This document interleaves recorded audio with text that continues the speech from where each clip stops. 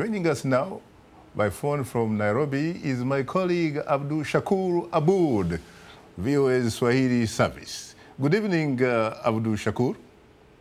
Yes, hello, Shaka. How are you doing? Hugely terrific, my man. How are you doing in Nairobi? And I guess, of course, that you are in the famous Nairobi Serena Hotel.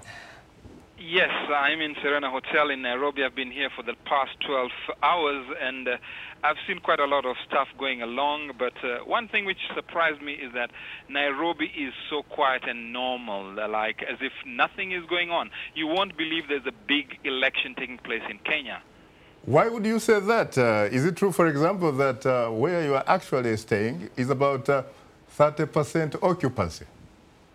Yeah, that's the truth. In most of the hotels, many people have gone out of the country. Tourists have gone low because they're afraid probably there would be some violence. But in reality, when you talk to the people are telling me they don't have confidence. They don't trust their leaders. They don't think these new leaders will bring any change.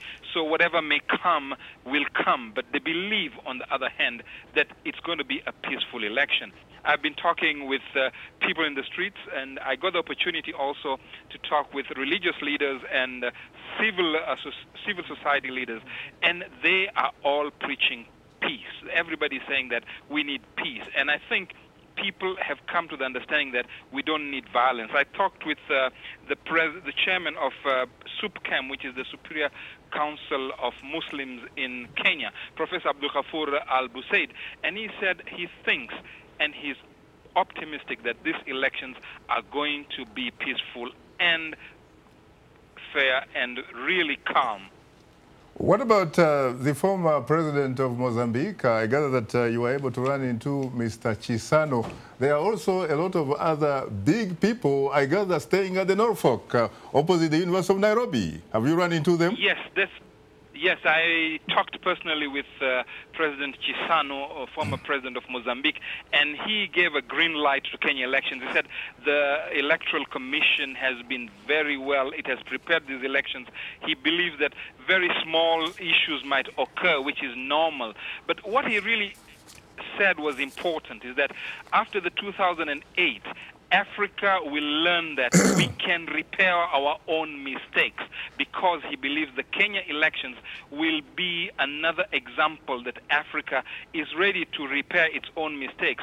Because talking with the Electoral Commission, talking with the security people, he has been assured that everybody is talking of peace. The media has been asked, and I think I've seen the media is taking a real objective position. I see Citizen, I've seen KTN, KBC, and in most of the time I've been watching, they're trying to cover all the 8 candidates in a really fair way. So I would say there is a major effort to push people to go to elect their leaders according to what they believe will bring change in the country. So there is sort of a revolution, and Chissano said it's a revolution for Africa too, to show that elections can be held and organized by Africans themselves. And a question I asked him about the ICC hanging in Kenya's main leader Uhuru and Ruto, he says he believes that under the constitution of Kenya, they have the right to vote, they have the right to stand for elections. So the Kenyans should choose their leaders according to their law and not be interested to see what the international community, as long as it is peaceful, organized, and he hopes that the ICC will come with a fair solution, and it'll be another example of Africa handling its own affairs.